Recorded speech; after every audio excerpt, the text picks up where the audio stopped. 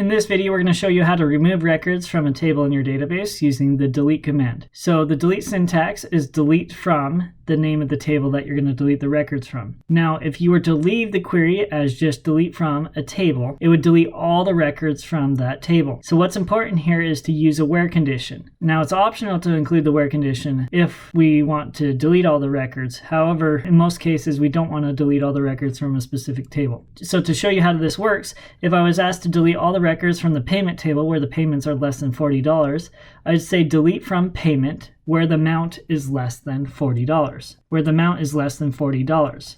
If I wanted to delete all the records from the payment table, I just say delete from payment. So to show you what this looks like, I'm going to copy these over and paste them on the server. All right, here we are back at the server. I'm going to make sure that I select the lecture schema where we have the payment table. I'm going to go ahead and paste these two queries. Before I run this, I'm going to open up the payment table to see the table data that exists. And we see that we have 11 records that exist, and we have 2 that are less than $40. So I'm going to go ahead and run this query. It shows that 2 rows were affected. If I go back to the table data, you'll notice that those 2 rows were affected and we only have 9 rows left in this table. Now, if I wanted to get rid of all the payments, I just run this command and you'll see that it has successfully removed all 9 rows. So if I come back to the table data, specifically the payment table, we'll see that there's no longer a table data tab. Additionally, as part of the DDL language, which we talked about in previous videos, we have the truncate command. This alters the structure of a table by changing the auto increment counter, as well as removing all the data from a table. The reason why I've decided to include truncate here rather than in the data definition language is because we now have talked about deleting data, and this gives you a little bit of a perspective of how this interacts. So in order to truncate a table, I say truncate table and then the name of the table.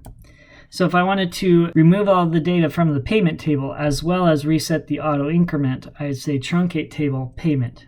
So here we are back at the server. I'm going to go ahead and run this truncate table payment command. However, before I do this, I wanted to show you that the next auto increment value is 12. We see no data. Truncate would get rid of all the data, but the additional thing that it's doing here is it's changing the auto increment back to 1. So after running this query, we go back to the tables and click on the payment table. We will see that the next auto increment value is back to 1. All right, so now what I want you to do is interact with the player table you created in your own personal schema, delete Michael Jordan's record from the table, then delete all the records from the player table, then run the command that would delete all the records and reset the auto increment value at the same time.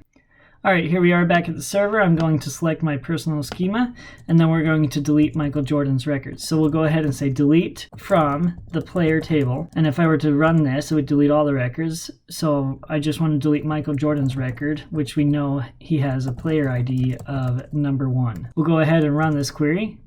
And we go back to our tables, and we see that the player table now has 2 records. So let's go ahead and delete all the records from the player table. So in order to do that, I just run this delete from player command, and this removes those last 2 records. Before I do this, I'm going to do a rollback. Now, rollback only works on my server if you run it at the exact same time as another query. So rollback, what this is going to do is undo the deletes that just occurred. So I'll go ahead and run both of these queries. We see that query 1 says that 2 rows were affected, and query 2 rolled back these changes. If we go back to our player table, we will see that the 2 rows are still back here in the table. And the reason why I rolled back is so I could show you this next command of what happened. So we're going to truncate the player table. We can also just say truncate player. We don't need to use the keyword table before player. What this should do is remove all the table data and then reset the auto increment counter. I'll run this, and it says it's successfully executed.